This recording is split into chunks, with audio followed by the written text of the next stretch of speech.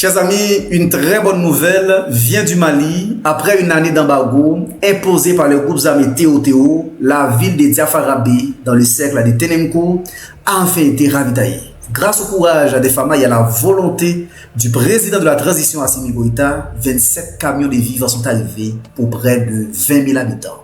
C'est un immense soulagement. Félicitations au président Assimi Goïta, aux FAMA et à tous ceux qui ont rendu cette opération possible. Nous allons regarder les images, c'est très important. C'est un exploit que les forces armées maliennes viennent d'accomplir. La ville de Diafarabé a été libérée du joug des terroristes après une année sous embargo. La bonne nouvelle est que la population a reçu une importante quantité de vivres, un don du président de la transition, le film de cette opération avec Abdoulaye Sako. La ville de Diafarabé, dans le cercle de Tenemco, a été enfin ravitaillée en vivres. Placée sous embargo depuis le 15 mai 2025 par des groupes terroristes sans foi ni loi, la cité fluviale de Diafarabé et ses près de 20 000 habitants ont vécu pendant une année entière dans une grave pénurie alimentaire, entraînant famine, maladie et perte en vie humaine.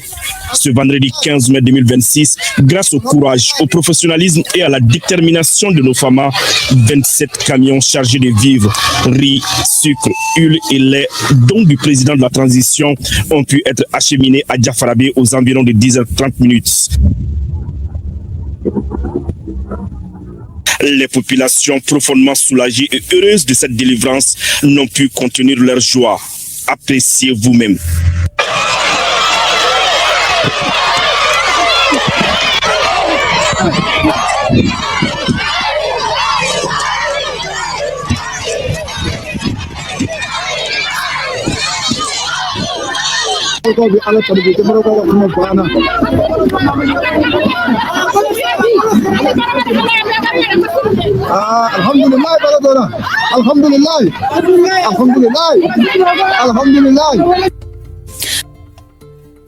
N'oubliez pas de liker, de commenter et surtout de vous abonner à nos pages respectives. À bientôt pour une nouvelle chronique avec Ousmane.